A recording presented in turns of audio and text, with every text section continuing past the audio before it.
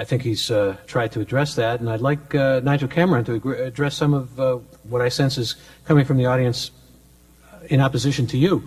Would you agree that Aristotle, for example, and other great thinkers who say that human beings are more noble than other animals, and based upon the evolutionary relationship between humans and chimpanzees, along with recent work done by Jane Goodall and others, which shows differences between humans and chimpanzees is quantitative, not qualitative, how can you make the ethical distinction between humans and chimpanzees? Now, I think these are questions along a similar line. In other words, are you putting humans again into a special category, especially when we're about, well, we're pretty close to orangutans and chimpanzees, obviously.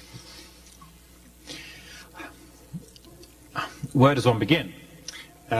It seems to me that the question here is not whether chimpanzees, let us say, can display intelligence and emotion and many of the quasi-human sort of features which they do, and which plainly, you know, we use the term ape. I mean, they ape us. I mean, they're very like us in lots of ways.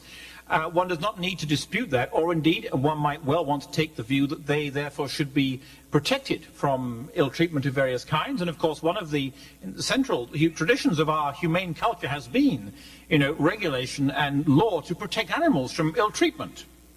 And to control experimentation and so on. That's a huge issue. But it seems to me that we may well want to protect animals from all kinds of ill treatment, and certainly the higher apes.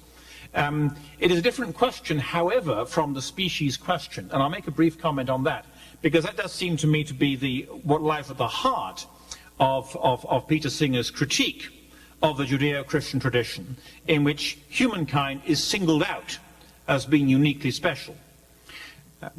And that is that if you take the view, I mean, you really only have two views you can take here. At the end of the day, either you take the view that human nature in and of itself is distinct, and that then controls every discussion you have, whether about medical futility, whether about the sanctity of life, whether about how we treat the weak and the powerless. I mean, this whole range of questions flows from a vision of human dignity. Or you take the view that there is some kind of amalgam of qualities within human beings and potentially other beings which make certain kinds of beings special and deserving of certain kind of treatment, ultimately in our society of being able to vote and have social security numbers, having a certain status as mature creatures within the community. And Professor Singer's approach, I don't want to put words in his mouth he won't own here. If he weren't here, I might be happy to do that, but he is here. But it seems to me his approach, and he uses this category of what he calls morally relevant characteristics, is to list 6 or 7 competencies. Consciousness, rationality, capacity to communicate, things of that kind, which distinguish a particular individual from other individuals. Now, and he says if you take the view A, you are a speciesist. You take view B, you are responding to the moral claims of persons or potential persons who actually do display some of these qualities. And at one level, there is much appeal in his approach, until you realize what he is doing.